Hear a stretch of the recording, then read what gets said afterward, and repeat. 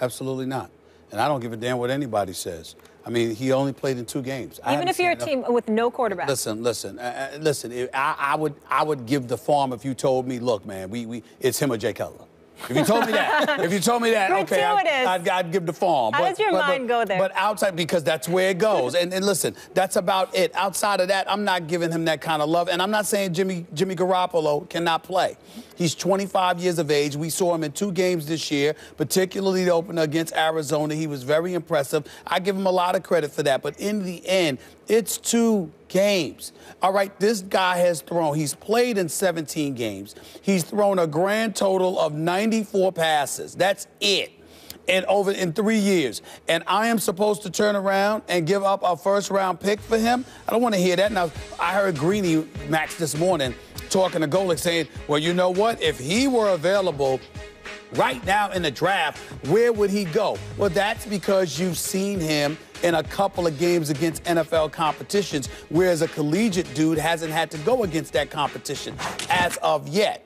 But he was playing with Bill Belichick. He was playing with the well-oiled machine that is the New England Patriots. That's not going to exist anywhere else, which has been proven. And as a result, I'm not giving up a first-round pick for Jimmy Garoppolo. And I swear, you better say Garoppolo. I don't want to hear no Jimmy G. Why are you mad about Jimmy G? Because he hasn't earned a nickname. His name is Jimmy Garoppolo. He's more proven than these draft picks we're talking about. What's his? What do you call him? Jimmy G. Jimmy G. Look, please.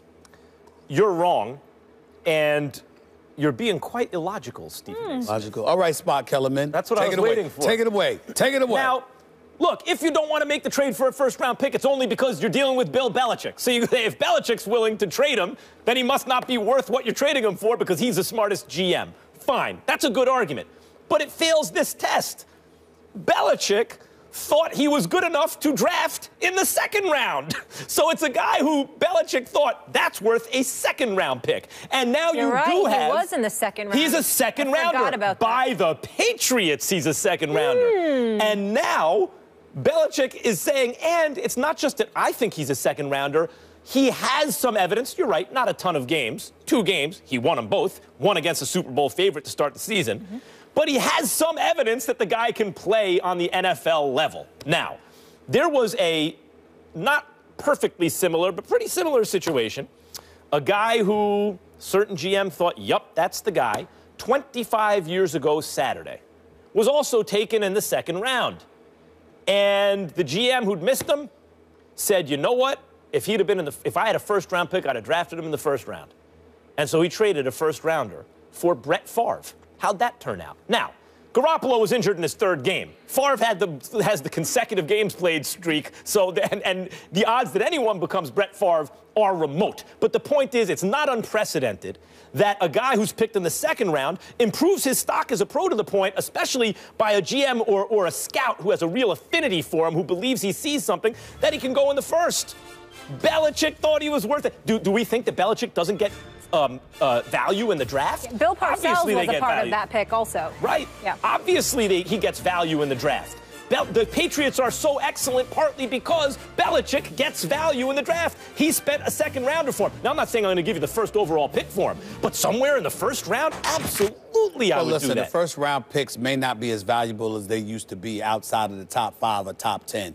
And I guess that's a different discussion that we can have. But I guess what I'm looking at Jimmy Garoppolo, his 1st year in the NFL, he threw 17 passes. Last year, he threw 4 passes. Take away the 2 games in which he threw 33 passes against Arizona and another 26 against Miami. By the way, 2 highly suspect defenses at that portion of the season this year, which we all learned. We watched Miami grow, but they were struggling at the beginning. We watched Arizona struggle all year. Take away those 2 games, he's thrown just 4 passes since. All I'm saying is when I look at Jimmy Garoppolo, when we talk about a 1st-round pick, I'm just hesitant to do that because I think what we're saying is the value is low and the 1st-round pick is not as significant. That's an entire entirely different argument than saying, excuse me, he deserves the same level of cachet a first rounder, a potentially top 10 pick would be coming into an NFL draft with. I haven't seen that. 2 games doesn't tell me that. And the fact that he plays for Bill Belichick counts against him for me, not for him. Because Belichick is brilliant, he's a genius, and he's a master at picking dudes that are tailor-made for his system that fall off a cliff, to use your analogy, when they go anywhere else. I am not. So the matter of fact, because it's Bill Belichick, I'm even more suspect. Do you think that Brady's going to fall off a cliff? Garoppolo, of course not. Okay, well, maybe Belichick doesn't either. Maybe Belichick agrees with you and not me, and that's why Garoppolo's available in the first place. Maybe it's not that he looks at Garoppolo and says, no, he's not the quarterback of the future, but that he believes that the immediate future includes Tom Brady and he can't afford to pay 2 guys. That's 1. 2. Look at the quarterbacks available if you need a quarterback, because the market somewhat determines your value. Not only was Garoppolo picked in the 2nd round, and I think we'd all agree he's increased his value since then, so at least a high 2nd round pick. Already we're in 1st round territory. So it's not only that, but who are the quarterbacks available? A very expensive Kirk Cousins, who may not be better than average. A very expensive in terms of potentially what it may cost you, not to mention the money you have to pay him. Tony Romo, who can't stay healthy. And Jay Cutler, your favorite quarterback. So when you look at what's available, I am offended and opposed to the word available that you would use for Jay Cutler. Jay Cutler is never available. It just seems that way. You know what I want to add to that list of what you just brought up? In most mock drafts, we're seeing Mitch Trubisky and Deshaun Watson higher than potentially. Well, they have a resume. Yes. They have a resume. Yes, but is their resume, you're going to say that Deshaun Watson's resume is more impressive than Jimmy Garoppolo. Yes. You would take those 2 quarterbacks ahead of Jimmy. No. I'm answering your question as to who has the more impressive resume. I think Deshaun Watson and what he did in his collegiate career, particularly on the big stage in the last 2 national championship games, is a better resume than 2 NFL games by Jimmy Garoppolo. But if Big Ben retires right now and you have the choice of those 3 guys, who would you want this year? Deshaun Watson. It's a shame that Tom Brady had to drag down the team's winning percentage. Garoppolo went undefeated in 2 games. Garoppolo's good. Like, sometimes you can see this with Carson Wentz. You can see it with, obviously, Dak Prescott. And you do need a bigger body of work, of course, especially when you're in the Patriot system. They make everyone look good, it seems. But sometimes you get a sense that guy can play or he can't play. What's your sense of Garoppolo? Can he play? Yeah, my sense is that he can play. Me too. Me too. But I had. But would you take Watson? I had the same sense about Matt Castle. Would you take Would Watson I take Watson over Garoppolo? Yes.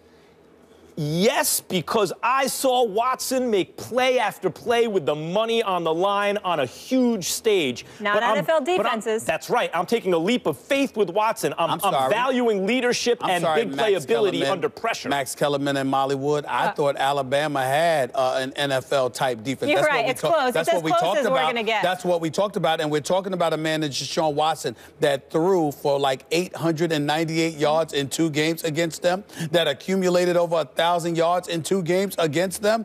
Excuse me, the brother is 32-2 in his collegiate career, and a dude that played at Eastern Illinois so you're going Watson. goes in 2 games. I already said Watson. And he was the best player in the national title game 2 consecutive years. I'm just saying, we just going to sit up there and say, well, Jimmy Garoppolo, because you showed up against Arizona and Miami in the first 2 weeks of an NFL season, that's going to shove aside. Watson wouldn't get swallowed up in Cleveland? Excuse me? Watson wouldn't get swallowed up in Cleveland? That's not the right question. What? You know what the right question is? What would Deshaun Watson do in New England with Belichick? That's the right question. But let's talk Cleveland. If you like Cleveland. Deshaun Watson, if you like him, and I'm one of the people who do, you are placing belief in a kind of college player that sometimes isn't quite as good in the pros.